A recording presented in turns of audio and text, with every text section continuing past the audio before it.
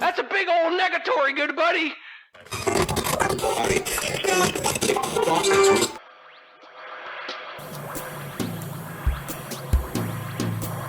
Just a minute, ladies and gentlemen. I think something is happening. This week, on the Tower of Technobabble, the repeater regales us with tales of Chattanooga, then we look at ancient tools of a popular author, surprising things the Pope says, and Kentucky Slim flies off the handle about UFO disinformation from the government. Oh, yeah, and the repeater has breaking news about a sugar flat road creature head. Did that just sound like a bunch of random words thrown together? Oh, well. Welcome to the Tower of Technobabble. Hey, audience, welcome to the Tower of Technobabble. This is episode 19 of season 4, and I am Kentucky Slim. I'm the conduit. I'm the repeater. And where the hell are you? Well, you know. Where have you been?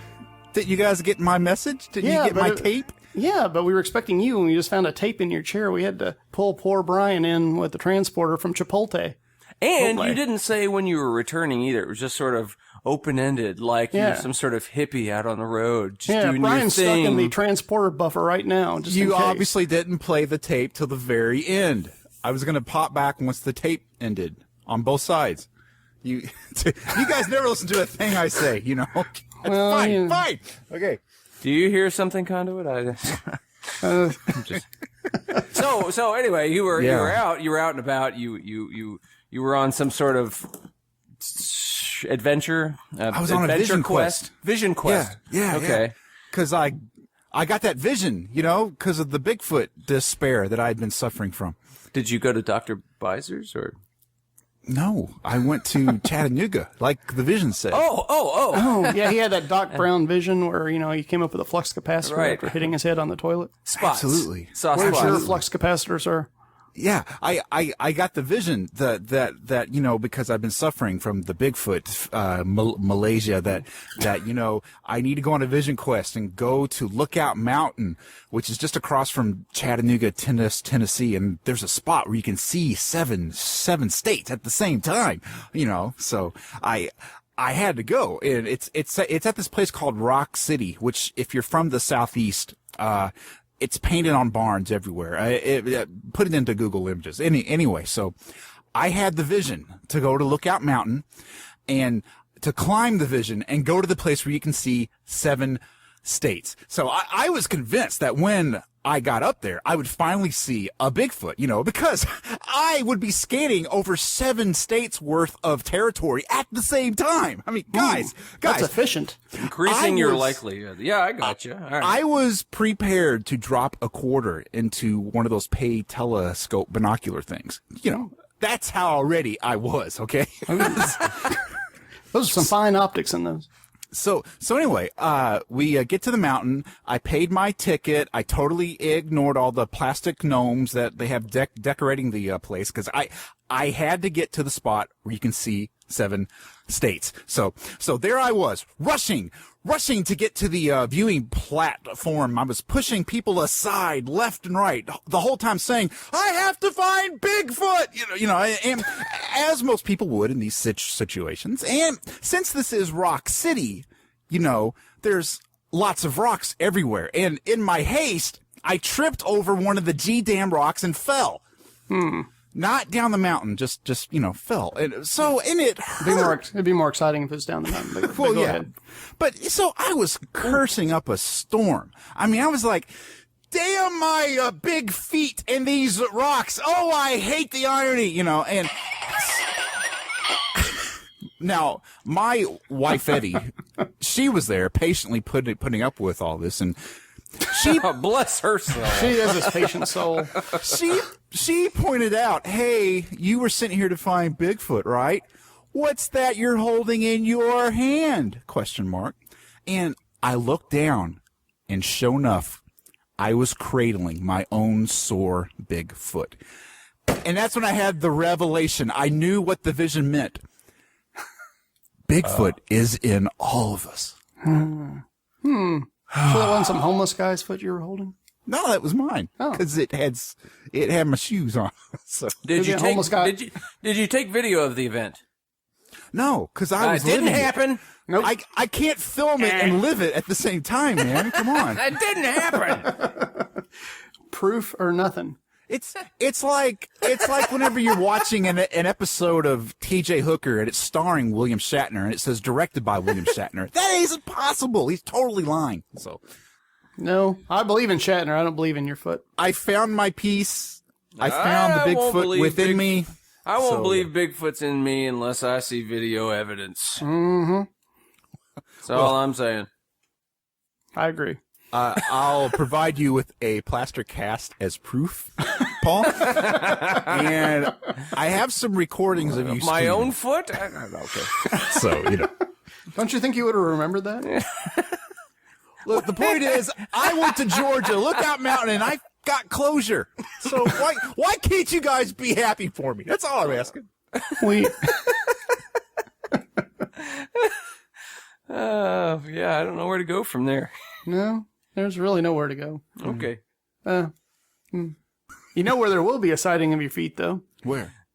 At our world record attempt. Hey! Oh. Segway. Go on, get! Yeah, world record attempt. In, 2 weeks? In 2 weeks. color. Oh, okay. Yeah. Oh, in color, too. In amazing Technicolor. In 3D, even. 3D. Should we? Okay, I know we're all excited. We're all like, yeah, we're going to do this. But we have hit a snag.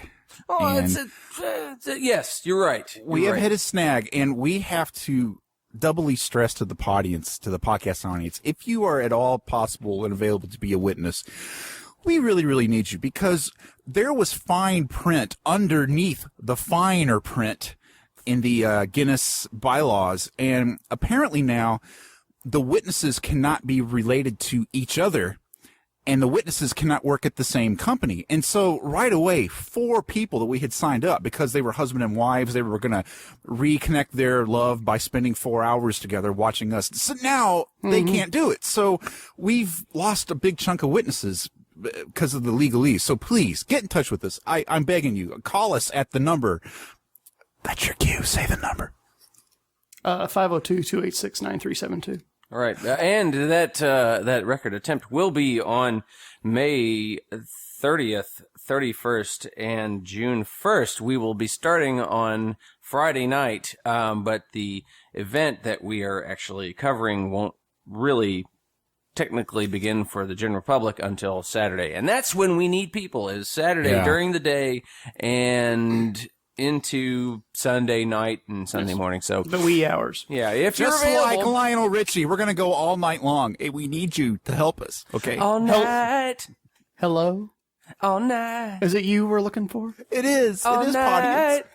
Please get in touch. Towergram@gmail.com. Or contact us by that Facebook thing that all the kids love. You know, just get in touch, please. Please. Yes, Please. I want to also thank everybody for being so active on Facebook here lately. We've loved hearing everybody's comments and keep them coming. Yeah. So, all right, moving on.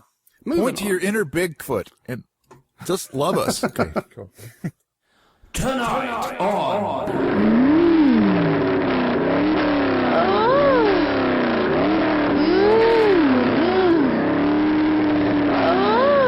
Tread Shoe Diaries. She just can't stand it. All right, tonight on Tread Shoe She will Diaries. not stand for this.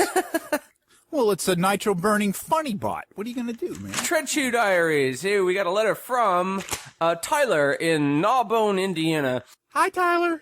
That's a real place, you know.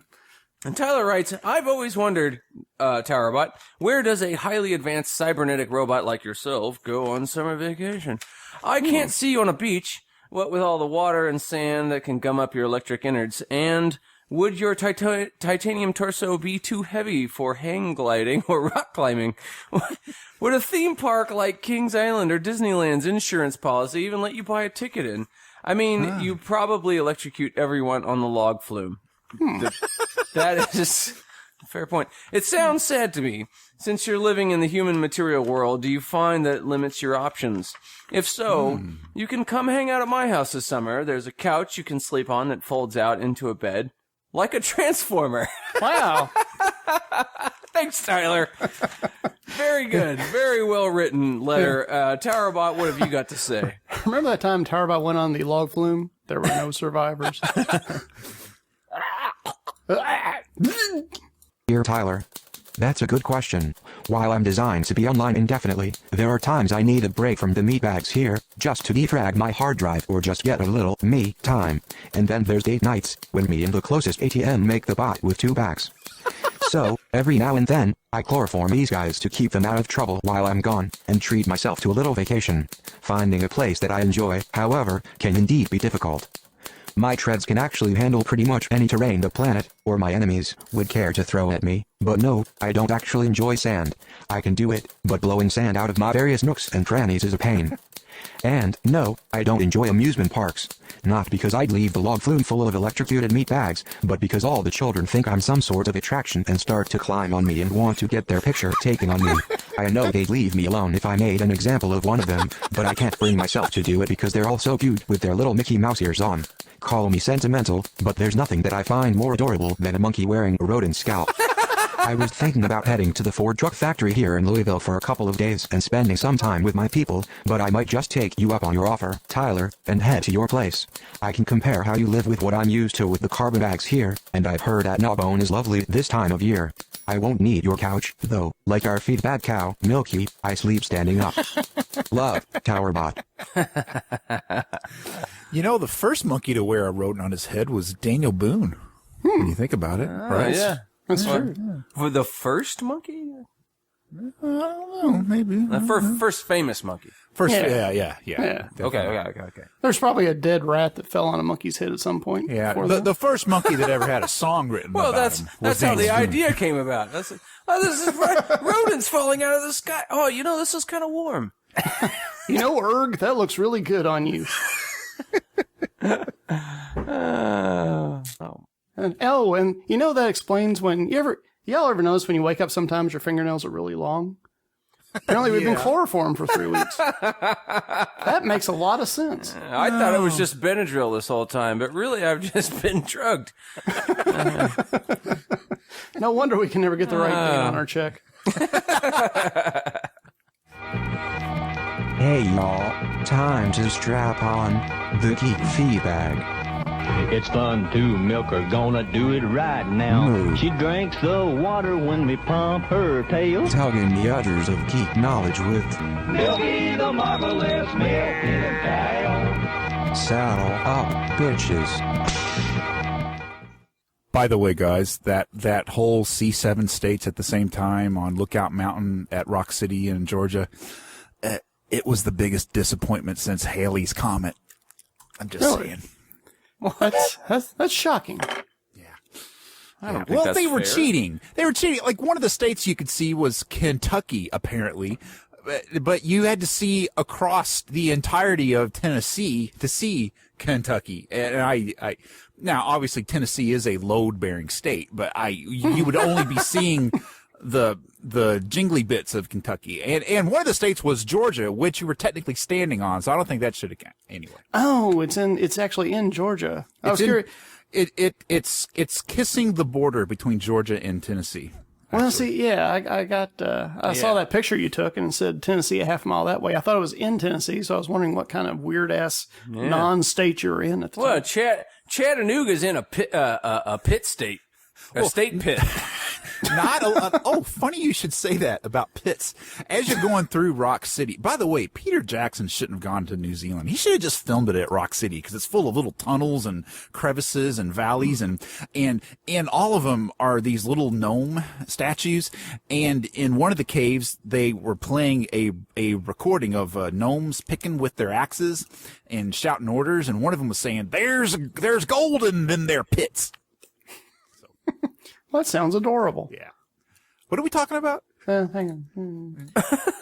Number 1. Oh, yeah. Okay. Tower bylaw state we have to slap a cow before we talk about anything. Sort of like tagging up at baseball. Tag. Tag. This is real quick. Just a charming little anachronism here. George R.R. Martin, the brain behind the Game of Thrones saga. You mean the author? You mean yes? Okay. Well, yeah. Well, I was trying to tart it up a little bit. But sure, the author. And it's actually, technically, it's a Song of Ice and Fire. Game of Thrones is just the first book in the 7-book set. Oh, okay. Technically. But I digress. He was on Conan O'Brien's show the other day and spilled some beans about what he uses to write these tomes on. Now, he's made a lot of money on this, and he can buy pretty much any computer he wants. Guess what he writes it on? What? A 30-year-old DOS computer using WordStar 4. Wow. Well, this is a ancient story, so It's run by Dragon Breath. would you use an ancient word processor to give it that feel of authenticity? He actually makes a good point. He pointed out he does have modern computers for email and whatnot, but this computer isn't online because, it's like your computer. It's like an old Tandy. Yeah. But doesn't have any newfangled spell check or web browsers or anything like that. So it's kind of brilliant. That actually does make sense because I'm sure spell check would play hell with something like DOShraki or Tigerian. Do you mean Dollhouse? Yeah. And then suddenly his whole 8,000 word book, every word has been changed to dollhouse instead of Daenerys. And it's like, it makes no sense. And so, And there's no threat of, any type of internet interference, right? So. Yeah. Well, I'd be curious though.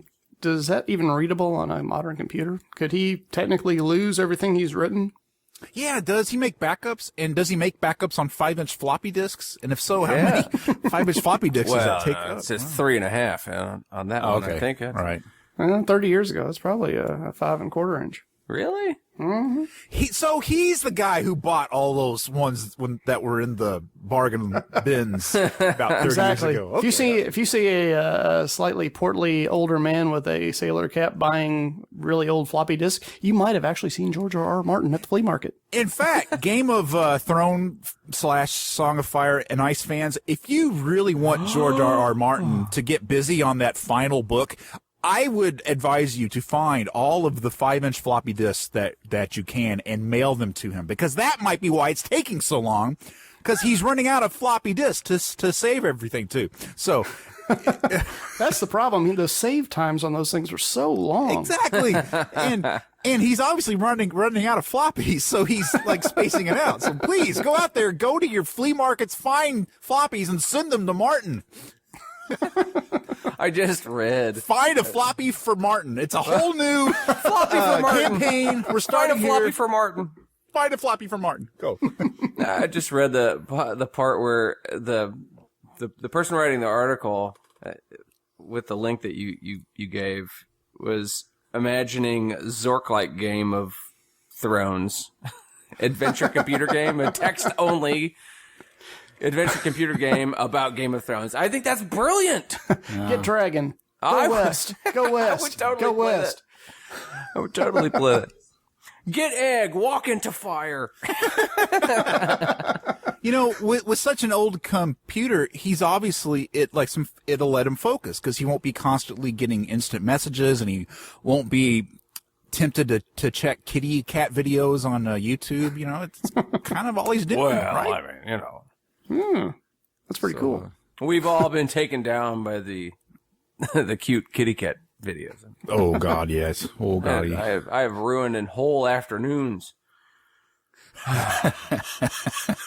Behead prostitute. Behead prostitute. Behead prostitute. God. He's still playing Zork. Yeah, I'm sorry. Okay, all right. Well, Game of Thrones, Zork.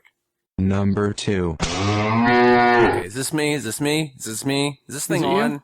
Is it you? It's all you, Slim. Looks Oh like my it's all God. you. All right, so I'm going to try and keep my cool on this, but we might want to have rant mode on standby, just in case. Rant mode is always on standby. All right. Well, We're always on yellow alert around here. do we turn it on, or do we just Do you think sort we'll of need to turn it on? I'll go ahead and turn it on. turn it on? Just do it. Do it. I know it's coming. Do it. Activating rant mode. Of course, George R.R. Martin uses a steam-driven rant mode machine when he goes. That's a digress. Go, Paul. Anyway, so this is not a short thing, and I'm going to try to keep this as brief as possible, but it's kind of long, and I apologize in advance. But I can't keep this inside anymore. Yes, go rant like you've never ranted before. Go. No, don't You push big, me. beautiful bird. Don't push me. All right. You don't want to see me when I'm angry. Ooh. On May 6th, Maybe I do. on May 6th, on the Huffington Post and on the Open Minds TV website, Yeah. Alejandro Rojas lays it all out on the table in an article titled An Open Letter to the U.S. Air Force Regarding Allegations of UFO Disinformation. Ooh. And for those of you, real quick, who are unfamiliar with the concept of disinformation, it's basically a tactic to deceive somebody by providing false information in the hopes that it'll provoke the enemy into revealing his hand or diverting troops away from where they're most needed. Or as Towerbot calls it, Tuesday. Right. A very, very old tactic. It was famously used during World War II as a way to confuse the Nazis about Operation Overlord, and it's referred to as far back as Sun Tzu's Art of War, written around the end of the 6th century BC. So, my point is, I guess, it's been around long enough for us to learn how to do it well. Exhibit A! Bah. Well, Alejandro's article all surrounds an individual named Richard Doty, an ex-special agent for the U.S. Air Force of Special Investigations, or the USAFOSI. God, I can't stand acronyms. He worked for the Air Force doing counterintelligence. All right, Okay. so I remember first hearing about this in the late 1990s or the early 21st century. I'm not sure. It was somewhere around there. But anyway, the story takes place in the 80s while the Cold War was still going on. So there's those elements that make pieces of this somewhat believable. But it didn't come to light or was not purposely revealed until much later. Interestingly enough, though, and Peter, you may remember this possibly, back in 2005, Richard Doty was a surprise guest on Coast to Coast AM with Art Bell. Surprise! So, to tell the backstory, travel back in time with me now to 2005. Ooh. Pope John Paul died. I met my future wife. George Bush II and Tony Blair get reelected. The Deep Impact Space Probe launched from Cape Canaveral. Michael Jackson was found not guilty of child molestation charges. Ooh. George R. R. Welcome. Martin's computer was still pretty old. Welcome to Coast AM with your host, Art Bell.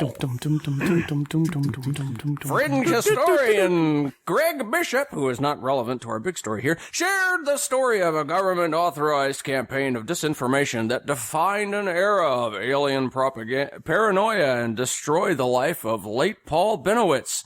According to Bishop's account, Paul Benowitz, a local humidity equipment business owner with several military contracts, detected strange lights and radio signals coming from Kirtland Air Force Base outside of Albuquerque, New Mexico. An electrical physicist and pilot, Benowitz believed he had stumbled upon alien communications, possibly the beginning signs of an extraterrestrial invasion. Alarmed by his findings, Benowitz contacted the military and other government agencies. Enter counterintelligence officer Richard Doty, a surprise guest who joined the discussion on Coast to Coast AM. Doty contends that Benowitz was close to uncovering top military secrets, so the government began a disinformation campaign against him to keep him believing the signals and lights were of alien origin. Benowitz eventually ended up in a mental institution for several months, a tragedy for which Doty feels some remorse. Doty also claims to have personally fed lies and disinformation to frequent Coast guest Linda Moulton Howe while she was working on a UFO special for HBO. Among Doty's other startling revelations during the program were that Roswell actually happened, he's seen the briefing film, a living alien was recovered, and the government was involved in cattle mutilation. Okay. That is the backdrop. Now, 10 years later, Rojas writes, according to Doty and witnessed by others, he continued his campaign to convince Benowitz that he was actually experiencing extraterrestrial phenomena for several years. New Mexico State Police Officer Gabe Valdez claimed in interviews that he was present when Doty flew Benowitz over the town of Dulce, New Mexico. Doty claims he convinced Benowitz that there was an alien base under nearby Archuleta Mountain, which today is a very famous story that was covered by the History Channel show UFO Hunters. And it was during this time that Doty claims he was ordered to break into Benowitz's residence. He told this to the author of a book on his disinformation activities titled Project Beta, the story of Paul Benowitz, national security, and the creation of a modern UFO myth. So, Mr. Rojas took it upon himself. Do you want a soda or something? I've got Clear up the flow, man. plenty of beer. I've got. So Mr. Rojas took it upon himself, being the upstanding citizen he is, to send a strongly worded letter to the U.S. Air Force asking for comment. But, quote, after working with the USAFOSI Public Affairs Department on Freedom of Information Act request, FOIA, related to this incident, I was told I would be able to speak to someone who would give me an official response. However, once I received the documents I requested, I was told they had nothing further to say. End quote. To further muddy the waters, though, Doty continues to spread information on UFOs and aliens he alleges to have received while working for the USAFOSI. Many of the documents he disseminated during his campaign against Benowitz have grown into huge modern mythologies, spawning books, movies, and TV shows. Most notably connected to him is the infamous Eisenhower MJ-12 document. Yeah. Look it up, kids. Look it up, kids. That's the awesome. MJ-12 document. Just Google it. Very likely a fake, though don't tell Stanton Friedman that. So anyway, so the whole thing reads like a freaking soap opera.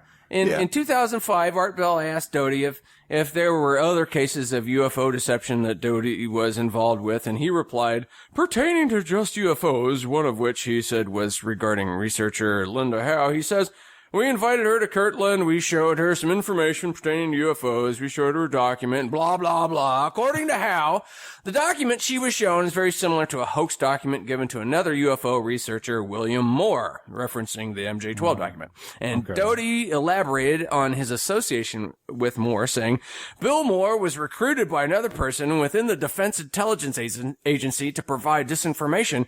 In a letter to the editor in the July 15, 2000 issue of Saucer Smear, Doty wrote, Moore was a coded source for OSI. That means he provided intelligence information that was documented. He was paid for his information. Moore was used to provide this information to ufologists.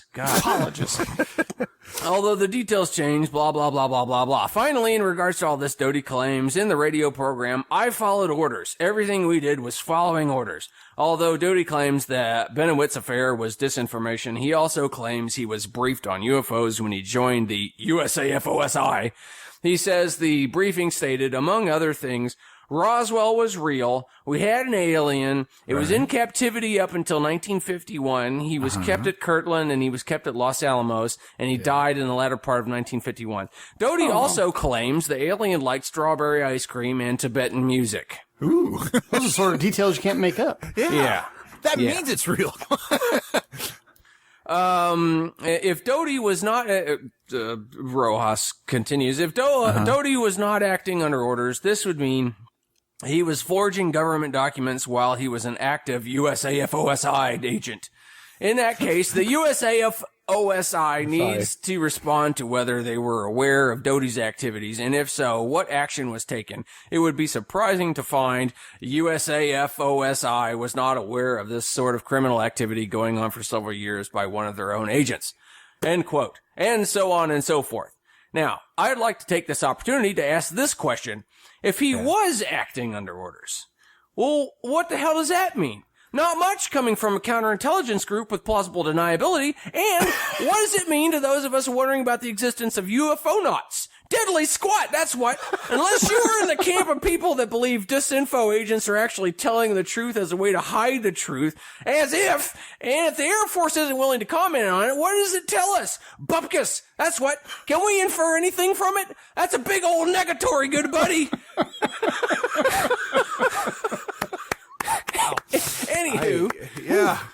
that spittle off. And what about Scarecrow's brain? Now you can see the rabbit hole we've fallen down. I mean, this is absolutely. This is crazy. This is crazy. This is crazy. Hey, wait. Tell me one thing. Did Doty say anything about Bob Lazar? Because that's the thing I hang my hat on. No, don't get distracted.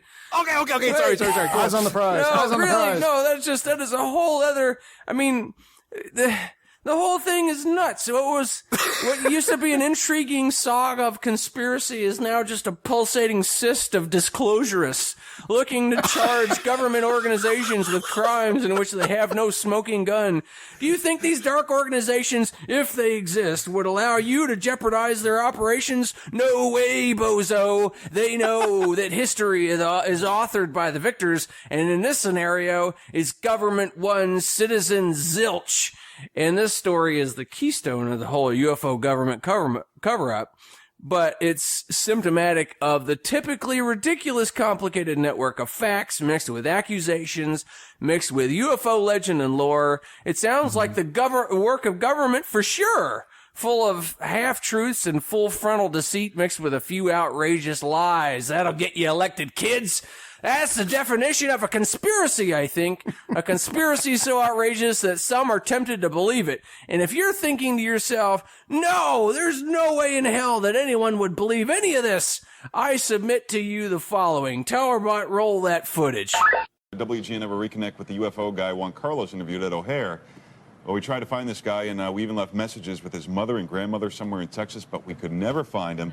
Take a look at Juan Carlos's conversation with the UFO guy. What do you think? Do you believe in UFOs? Oh yeah, yes sir, definitely. They're out there, man. I seen them. I've been out there, Aurora, Texas. They got them little graves and stuff. Yeah, I've been out there, and I know I'm planning a trip. We're going out to like Arizona or something and figure something out. Or not Arizona. What was it? Yeah, it was Arizona, right? Air Force One, where they found all that stuff. I got pictures of Aurora. I seen grave sites. They're out there, man, and I'm flying in the plane. I'm always hallucinating, but who really knows what I'm looking at? You know what I'm saying? Yeah. Okay. Well, there's no proof of this. Just people's accounts. You're right. There's no proof, but I mean, there's no proof of Jesus or, people go in the restroom until they tell you about it. You know what I mean? I mean, that's just kind of the way I see things. All right, so you believe it then? Oh, definitely. Do you think there's like little green men out there? No little green men, sir. No? Well, what do you think there is out there? Who knows, dude? They could be made of water. I don't even know. Water? Water, man. You heard the man. Water. They could be made of anything. Extraterrestrial. Extraterrestrial, you mean? The extraterrestrial. Extraterrestrial. Extraterrestrial. There you go. Okay. However, So of all that, he was pointing at a mispronounced extraterrestrial. Okay, yeah, cool. yeah. Well, he was nervous. Anyway. Sure. However, it seems that Mr. UFO guy is becoming an endangered species. I ran across an interesting article in the Telegraph about how UFO enthusiasts admit that a continued failure to provide proof and a decline in the number of flying saucer sightings suggests that aliens do not exist after all, and could mean the end of ufology within the next decade. What? Seriously. Pretty soon, the notion of alien visitors will be considered among hoaxers as cliche and overdone. Finally! Making everything that I've just told you rather moot, but it's still kind of sad. I mean, it's like our species just ran out of imagination. But I submit to you, when that happens, it means the government has won. I submit to you, the last season of the X-Files was the first folly in this affair.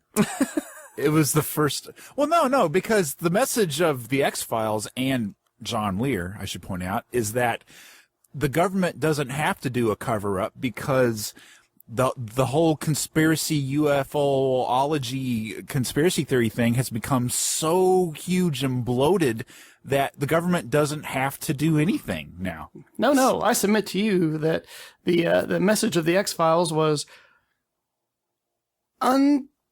known because nobody knows what was going on. We're all so confused. We're just standing around with like little Tweety birds going around our head trying to get our heads wrapped around it. But we're not gonna. And people are just going to use energy to try to get their heads around the X-Files, and they could be using that energy to get the truth instead of the false truth that Chris Columbus did. And what the hell happened in the last episode of Lost? I'm still mad about that. But anyway, I totally agree with the sentiment, Paul, that the whole UFO interest is so dying down. I mean, I remember back in the 90s, I'd listen to Art Bell. They'd talk about a new UFO photo. I'd go to the internet to see it, and it'd be so cool. And now it's just like, yeah, UFO, seen it, whatever.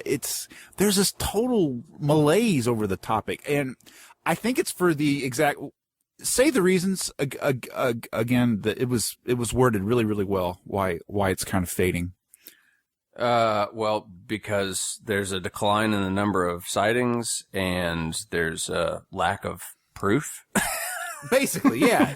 I mean, and they were saying how, if that keeps happening, the whole concept of ufology will be dead in a while. I think that's why in the last 5 years, you've seen so much focus go to the hunt for Bigfoot because, yeah, I mean, look at cable TV. Suddenly there's all these shows popping up about hunting for monsters.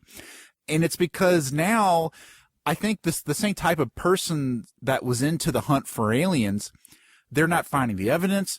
Now they're thinking, hey, here's a monster who is at least living on the ground that might leave clues. I'm going to put my energy there now, I don't know. I mean, I think, I don't mean to imply in any way that UFOs aren't interesting or the search for extraterrestrial life is not interesting. Of course it's interesting. But I think the era of the conspiracy is over, and it's back to fundamentals. It's back to proof in the form of like physical evidence, and there is some interesting things out there along those lines, but they don't really cover those stories. It's not about that. It's all about the conspiracy and the government being involved and forcing the government to reveal their secrets. Let me ask you something. Would your love of all things UFO be kind of rekindled if it would go back to like, look at this photo instead of it's a conspiracy? Because because we're way past that now. With Photoshop. It's just impossible. I mean, they can fake a photo, they can fake a video. I mean, yes, there are telltale signs, and usually it's very obvious, but to the average Joe, it's not always. And all that does is breed that idea that when they find out that eventually is a fake, they are hugely let down, and it's just, it doesn't captivate people the way that it used to when there was far more questions about it. It's good that it's easier to prove a fake now, but it's also easier to do a fake. Let me see if I can boil this down to a cliche. Okay. It's not like looking for a needle in a haystack. It's like looking for a needle in a stack of needles. That's a cliche. What? Mind blown. Oh, okay. Sorry. It's like looking for a needle in a haystack the size of New Jersey. Well, I still think that or Indiana. I still maintain that the day we all collectively agree that conspiracy theories aren't real is the day that the conspirators have won. That's all I'm saying. Okay. Well, you have just taken it hook, line, and sinker. God. The best trick Satan ever did was convincing us that he didn't exist. That was my inner Bigfoot speaking, see? Yeah? By the way... All right, rant mode is out. We're done with rant mode. Oh, okay. Oh, well, hang on. I'm done ranting. It's stuck. Hang on. Pull it back down. Stop ranting. Deactivating rant mode.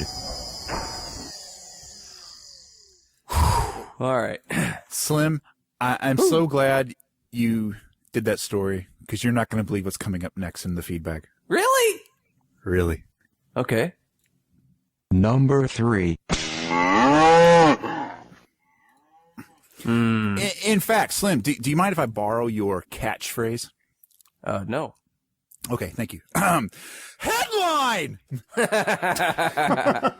Pope Francis says he would baptize aliens. What? Against their will or what? The Pope has said, hey, yeah, I will baptize all of these here aliens. Yeah, whatever, man. Sure. Okay, yes. According to the Independent in the UK, the pontiff made this out-of-the-world pledge recently during a sermon all about acceptance and inclusion of others. Are you sure you just didn't mean people without a visa? No. Oh, you know what? I'm glad you asked that because... I'm here to serve. My favorite part of this story is that there was actually a very cynical reporter who asked him that exact same thing. Some condescending reporter asked the Pope to clarify if he was actually talking about outer space aliens, to which the Pope said, and I quote, Martians, right? Green with the long noses and big ears, just like in children's drawings. I love that. Because and then he unbaptized the reporter. Cast him into hell. Absolutely. I mean, I love that because, for one thing, it proves that the Pope does not watch TV or movies. His only frame of reference for what an alien is comes from a drawing he saw some kid made once. I mean, the man is charming. Okay, but anyway, the whole point of the story is Pope Francis has said that he will be willing to baptize aliens if they came to the Vatican. Because he's saying, who are we to close doors to anybody, including Martians? He keeps saying Martians. Absolutely adorable. Okay? All right. He said that Catholicism was a church of open doors, except for the gays, and that it was up to Christians to accept anyone, however, quote, unthinkable and unimaginable they may appear. So that's the definition of baptism. The right of admission and adoption, apparently. Unless they're divorced. Yes. Well, now, of course, they can't be gay divorced aliens. Other than that, come on. Now, the Pope pointed out that back in their biblical times, old St. Peter caught all kinds of criticism and hack from all of the haters because he was reaching out to, quote, unclean pagans, unquote. Something that back then was considered unthinkable. Just like aliens, huh? Get it? Get it? You know, huh? So said the Pope, and I quote, if, for example, tomorrow an expedition of Martians came up here and one said, hey, I want to be baptized, what would happen? Who are we to close our doors? So, hey, I love it. Absolutely great. And, in fact, a similar concept was brought up back in 2010 by this Pope's predecessor, Pope Benedict XVI. One of his astronomers, because the Vatican has astronomers, they were asked if they would baptize a alien. And the guy said, any entity, no matter how many tentacles it has, it also has a soul. So there you go. There you go. Well. Yeah. Huh? Well, the conspiracy theorists would say that the aliens are actually after our souls. So I would be curious to hear what the Pope has to say about that. That's some John Lear stuff right there. Well, it's okay if your soul is recycled, just as long as it's been baptized. Does it stay baptized in the next cycle, or does it have to have like a new fresh coat of paint? I think the baptism sticks through the rinse cycle, the rinse and the repeat. I'm not sure. Do we, is it like putting our souls out at the Salvation Army? Like just anybody can, like if you need a soul, you can go and pick one up? Oh, some poor old used soul. I got it on clearance. Yeah, it's a little threadbare, but it still works pretty well. Now listen, guys. This soul's gonna make me look hip. Yeah, and then some hipster soul gets it because it's charmingly retro. Yeah, I was into souls before they were popular. Now, talking about conspiracy theories here, guys. Okay. Since we're all in conspiracy mode, I think that this story proves that aliens exist. And I'll tell you why. Because if the Pope knows about it, then what? Okay. I don't know. This proves that aliens exist, and more importantly, proves why they have not openly revealed themselves. Think about it. Kentucky Slim, you grew up Catholic. Say you're converted to the Catholic faith. One would say I haven't grown up at all, but okay. That means if you're a Catholic, that means you got to go to church on Sunday, every Sunday. And I'm sure that the aliens are and then some. The aliens are therefore avoiding planet Earth at all costs, because I'm sure the aliens are wanting to sleep in on Sunday mornings. Like, what? I gotta go. I don't want to. Nah. So they're avoiding planet Earth to avoid the guilt trips that came with the baptism. There you go. Oy vey. Proof positive aliens exist. Thank you, the Pope. So. Well, I love how you give the Pope an Italian accent, even though he's from Argentina. Pope Benedict had an Italian accent. He's from Germany. It just sort of comes. It's like as soon as you're canonized the Pope, you automatically get, hey, I'm the Pope. What you gonna do? Huh? It comes with the red shoes. Yeah. Well, my Father Guido Sarducci impersonation is much better than my Hugo Chavez impersonation. Actually, Pope Francis is Italian. He just moved to Argentina. Oh, he did? No, not really. If Conspiracy. You were to look at his driver's license. You're muddying the water, sir. I don't know what to believe. No, he was born in Argentina. Anyway, moving on. Okay. Oh, okay. Oh, I'm sorry. Did you have a point, Tad? No, not at all. Not at all. Okay. All right. Okay. Number 4. Okay. This could technically be a Bigfoot roundup. I don't know. What do you guys Would you rather it be a Bigfoot roundup? What do you want it to be? If you want a Bigfoot roundup, I will give you a Bigfoot roundup. What? I want a Bigfoot roundup because I had my vision, I had my clarity. I'm embracing my inner Bigfoot. A big old foot roundup. Yeah.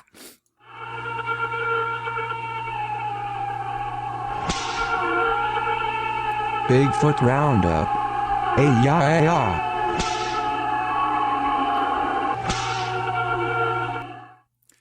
Like I said, I had my clarity, I had my vision in Chattanooga, in Rock City, Georgia. Which I talked about at the top of the podcast. I have a small PS to add to my to add to my Chattanooga report. Question here for you guys, Slim Conduit. Have you guys ever heard the totally true and not made up story of the Sugar Flat Road monster? And it's head? Question mark. No. All right. Well, let me tell you. I happen to have here a copy of the legend, and it comes from a Tennessee antique shop brochure. So you know it's bona fide. Well, yeah. They don't let any piece of crap in there. Now, guys, this is a spooky legend, and let's be honest. If you have listened to this podcast at all, you know that I stutter.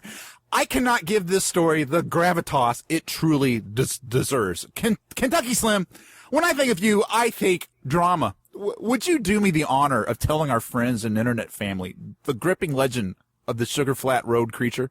Why, yes, I would be delighted. Oh, great. Yeah. I just mailed it to your inbox. Would you care to open it? And seriously? You mailed it to me? Well, the email. Well, damn it, now I gotta open it up. Then I have to print it out. Hang on. Oh, okay, all right. Let's just pause the podcast. No, we don't pause the podcast. No, just play some hold music, Towerbot. Go.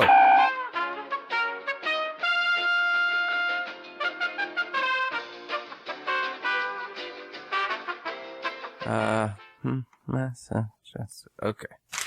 All right. Okay, in fact, this is so spooky. Conduit, could you put on some spooky mood music to kind of really just set the scene here? Wow. Hang on, let me see. Dance music, disco, polka. I want to. That's a Superman read 'em story. No. Okay, here we go. Here we go. All right. Here we go. Spooky music. That is the stuff. Okay, right. Go. Slim. All right. The Legend of Sugar Flat Road.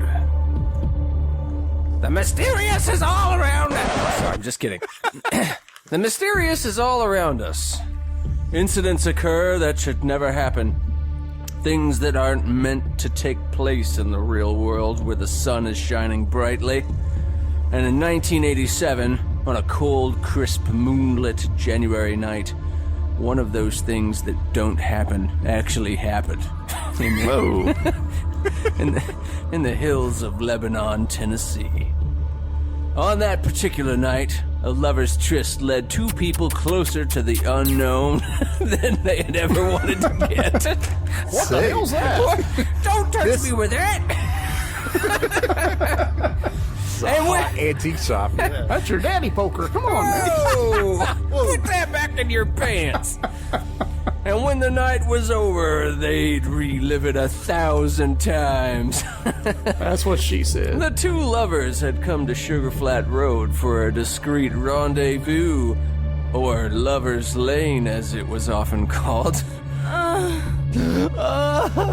And since one of the parties was married, discretion seemed like a good idea. As usually happens in meetings such as this, time seemed to stand still for the amorous couple. Before they knew it, it was well past the hour when they should have gone to their separate homes. Excited, for apparent reasons, and anxious over the possibility of being caught, oh naughty, at their illicit games, they sped away from their special place on the side of the road. But as the excited couple rounded the curve on the bumpy old road, two figures burst directly into the path of their truck. They emerged from the line of small scrub trees and brushes that lined the road. However, the squealing brakes of the battered old truck did little to slow the vehicle, and in the midst of crunching metal, breaking glass, and skidding tires, the couple heard a horrible groan. Thinking he had hit a deer or a small bear, the driver swung his door wide and leapt out from his truck. The thing, for that's what we call it for the time being, lay toward the rear of the truck. The driver could barely make out, despite the full moon.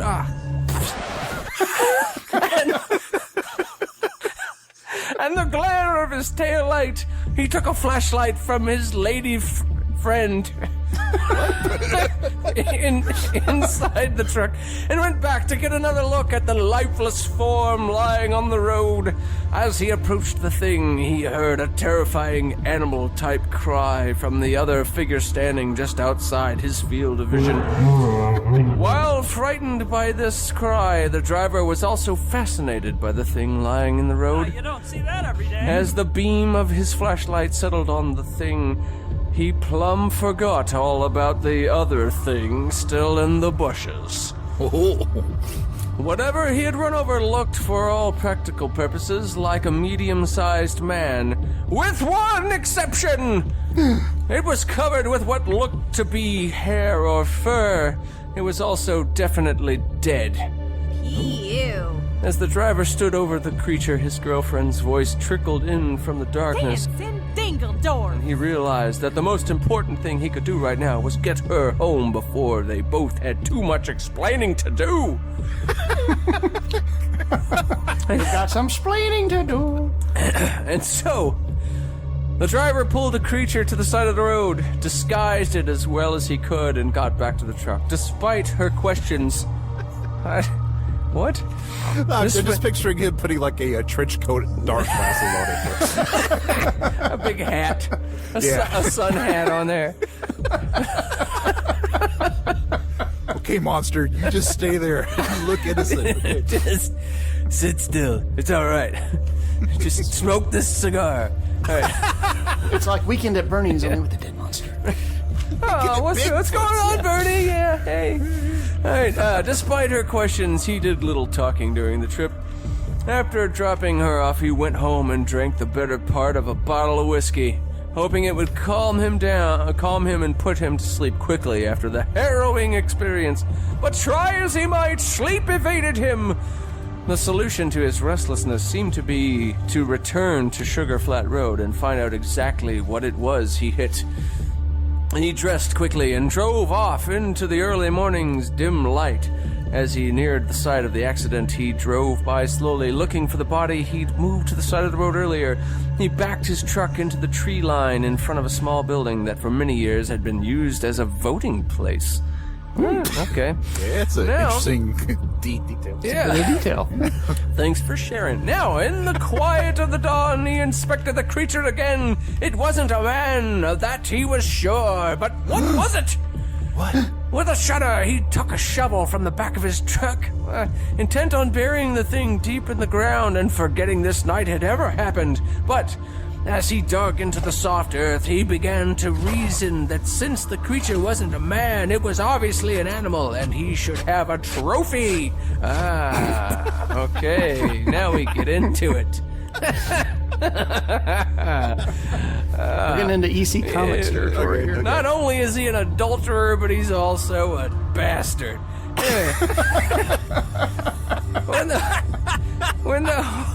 When the hole had been dug, he deftly severed the creature's head with the point of the shovel, scooped it up, and tossed it into the bed of the pickup. Good shot. He kicked the thing's body into the hole, covered it with dirt, and drove into town to a taxidermist shop. The taxidermist shook his head in disbelief when he saw the creature's head. You don't see that every day. But despite never having seen anything like it before, he agreed to preserve it. For several years after the incident, the head rested on the man's fireplace mantel. This is a trophy for my night of adultery. The reactions from visitors to his home varied. Monster, Bigfoot, alien, genetic freak. No one knew. The only person who had a definite opinion on the creature was the man's wife. And that opinion was, either it goes or I go. So it went. The man reluctantly surrendered his monster trophy to a local antiques dealer, Frank Cuz Buster, proprietor of Cuz's Antiques on the square of Lebanon, Tennessee. The head was proudly displayed in the shop's window for several years, but there continue to be sightings of the creature's mate up and down Sugar Flat Road. Residents of the area have complained that chickens, ducks, and turkeys often come up missing. And the rumor is that if a dog barks at night, it will probably never be seen again. Wow. That's it. Hey, all right. The Legend of Sugar Flat Road. So Thank you, Kentucky Slim. Oh, That was unsettling. Hey, you're welcome. Especially the part where the guy took the severed monster head and made a alley-oop with it into the back of his truck. Hey, I should hang on to this, and he tosses it. Yay, all right. Nice shot. Get my shovel axe out. 3 points. Way to go. Okay, now anyway. Oh, did they find the head? I mean, is it just okay, go? I'm getting there. Okay, Now I have heard this story off and on over the years, and I won't lie, I thought it's probably a fake. Probably. But, I still kind of wanted to track it down someday and find this antique shop and see for myself, But now, the point is, like you said, Paul, this taxidermy Bigfoot monster head stayed in Cuz Buster's old antique shop for a long time. But a few years ago, Cuz Buster went out of business. Oh, no. And guess. So you couldn't sell severed heads, apparently. You'd think they'd sell themselves. Hey, he had to close up. But guess where the head went next? I can't even hazard. Axl Rose's bedroom. No? Ooh, that's a good one. Where? Loretta Lynn's bedroom. Where was I last week? Well, Chattanooga? Chattanooga, that's right!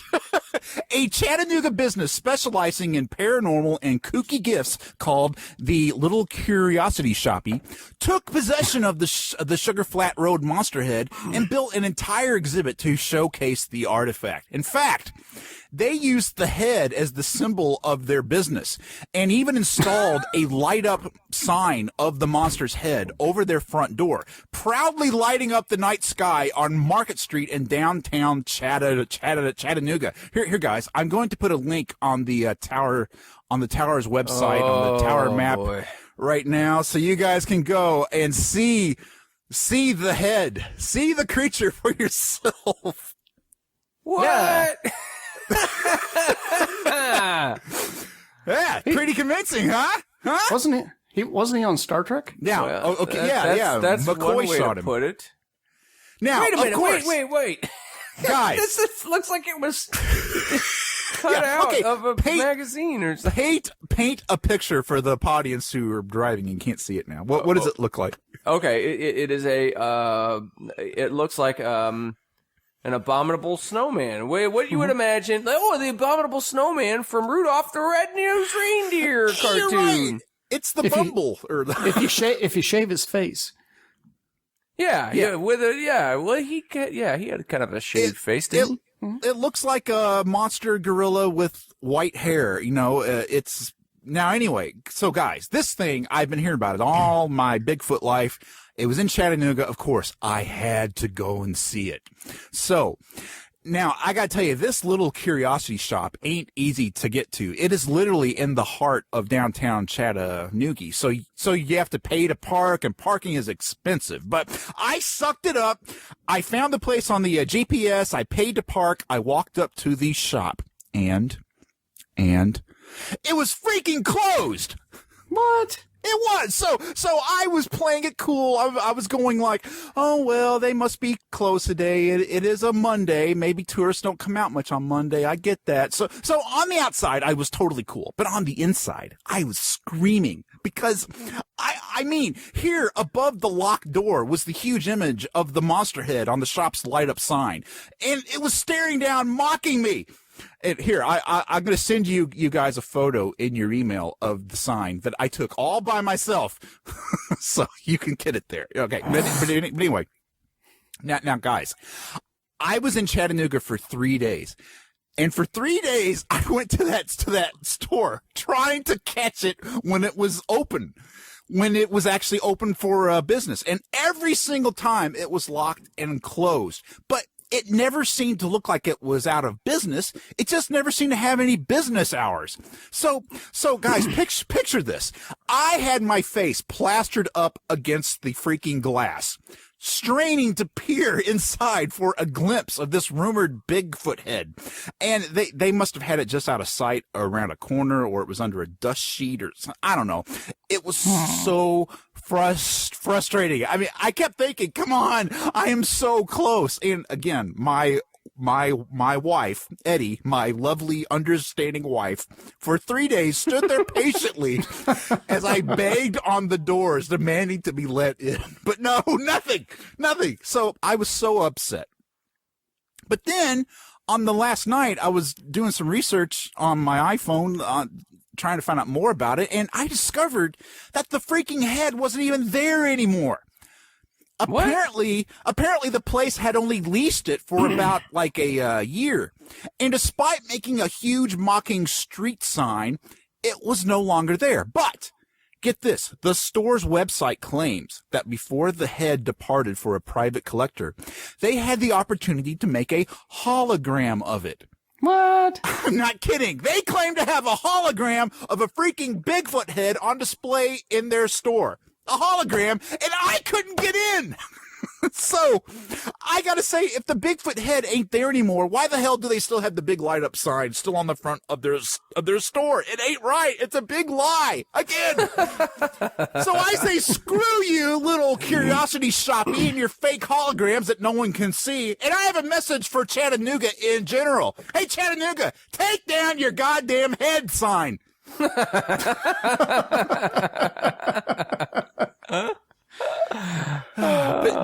isn't that was just like Ronald Reagan telling Gorbachev to tear down the wall. Tear down the wall, take down the free sign. So anyway, yeah. So isn't it just like with the UFO thing, Paul? They say that they have evidence, but then suddenly the evidence vanishes. But we got a hologram of it, which is just as good.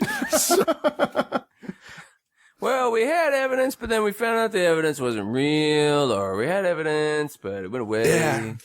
Somebody, a private collector, though, that's unique. That's convenient, because I believe there are photos of the actual Roswell aliens, which are in the hands of private collectors, and there's a piece of the Zilch UFO landing gear maybe like the cigarette lighter from the UFO that's in a private collector.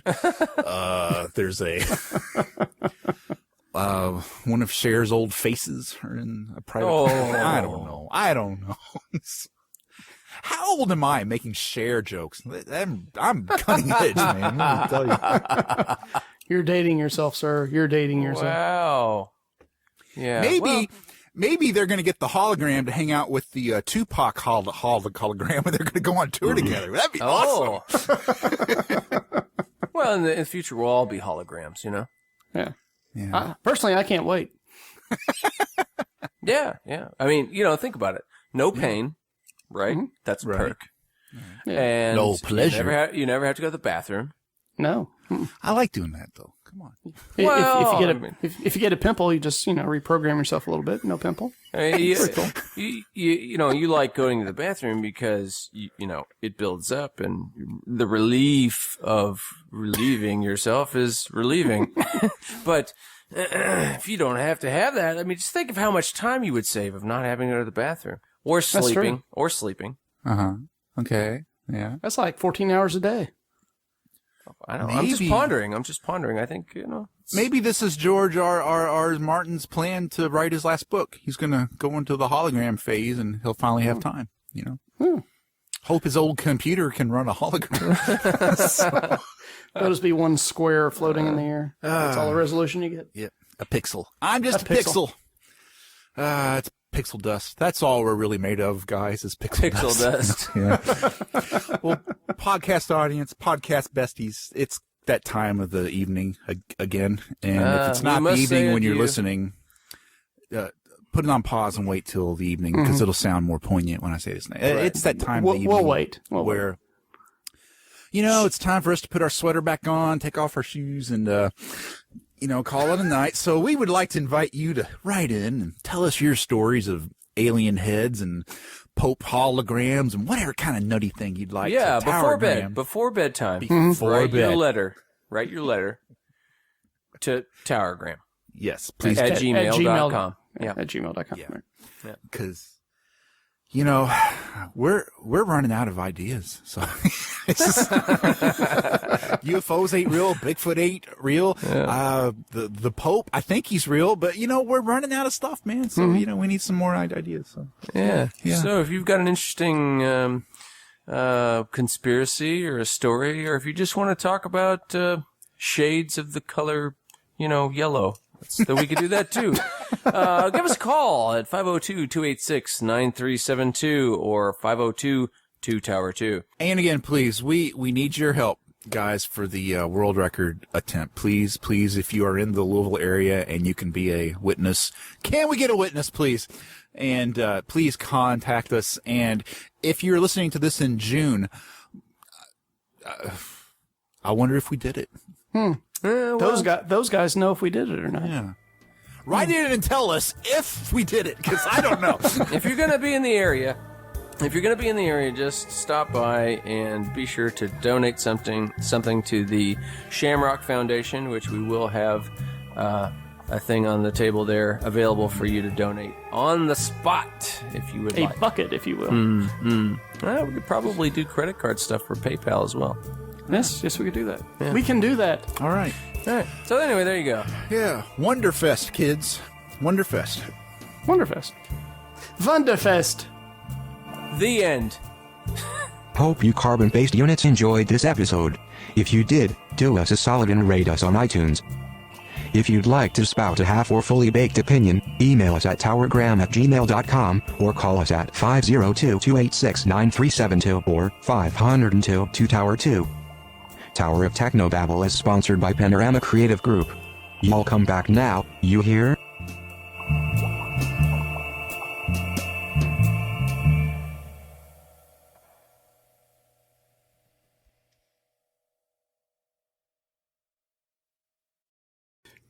You want to start, Paul, or you want me to?